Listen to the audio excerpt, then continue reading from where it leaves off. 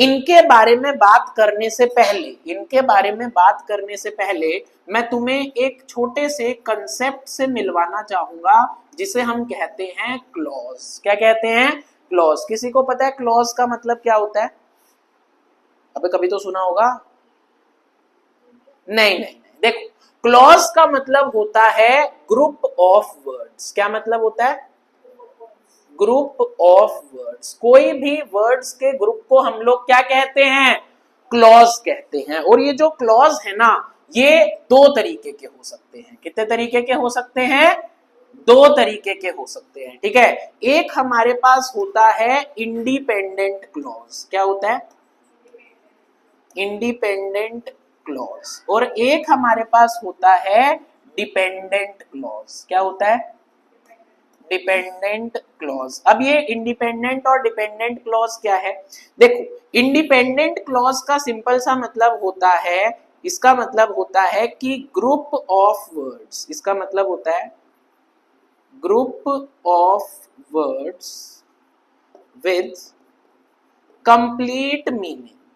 ठीक है, एक ऐसा ग्रुप ऑफ वर्ड जिसके अंदर पूरा अपने आप में एक मीनिंग हो। जैसे सपोज करो, फॉर एग्जाम्पल, मैंने एक ग्रुप ऑफ वर्ड लिया, मैंने बोला ही इज डांसिंग। मैंने क्या बोला? He is dancing. ठीक है, इसमें ये ग्रुप ऑफ वर्ड्स है, एक वर्ड, दूसरा वर्ड, तीसरा वर्ड, पर ये वर्ड्स जिस तरीके से जुड़े हुए हैं उससे इसका क्या कोई मीनिंग बन रहा है? हाँ, इसका एक कंप्लीट मीनिंग बन रहा है। अच्छा, इंडिपेंडेंट क्लॉज को ही हम लोग सेंटेंस भी कहते हैं। क्या कहते हैं?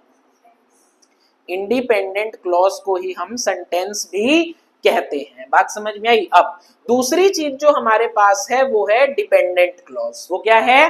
Dependent clause. डिपेंडेंट क्लॉज का क्या मतलब है? Again a group of words without complete meaning. ठीक है, जिसके अंदर कंप्लीट मीनिंग नहीं है। ठीक है, group of words without complete meaning. जैसे सपोज करो मैंने एक एग्जांपल लिया, मैंने बोला राधा एंड कृष्णा। ठीक है, मैंने लिखा राधा एंड कृष्णा। क्या बस नाम ही तो, आगे भी तो क्या करें फिर इनका मतलब क्या आगे? कुछ तो मीनिंग, कुछ तो बात बता। अरे कुछ तो आएगा तुम्हारे मन में। ठीक है, तो ये क्या है? Dependent clause. डिपेंडेंट क्लॉज का क्या मतलब है कि ये डिपेंडेंट हैं किस चीज पर? या तो अपने आगे किसी पार्ट ऑफ सेंटेंस पे या पीछे किसी पार्ट ऑफ सेंटेंस पे, ताकि इनका मीनिंग पूरा हो सके। बात समझ में आ रही है? ठीक है, जैसे सपोज करो मैं एक और एग्जांपल लूं कि because he was hungry. Because he was hungry. अबे तो कुछ तो आगे होना चाहिए कि he murdered because he was hungry. अरे बात समझ में आ रही है? कुछ तो आगे होना चाहिए, तभी तो पूरा मतलब बनेगा। पर ये जो सिर्फ because he was hungry है, ये अपने आप में क्या है? डिपेंडेंट क्लॉज है। इसका अपने आप में कंप्लीट मीनिंग नहीं है। बात समझ में आ रही है? अब इसी डिपेंडेंट क्लॉज को ही एक और नाम से जानते हैं, इसे हम कहते हैं फ्रेज। क्या कहते हैं? फ्रेज। बात समझ में आ रही है? ठीक है, इंडिपेंडेंट क्लॉज को क्या कहते थे? सेंटेंस जिसमें अपने आप में पूरा मतलब हो, और डिपेंडेंट क्लॉज को क्या कहते हैं?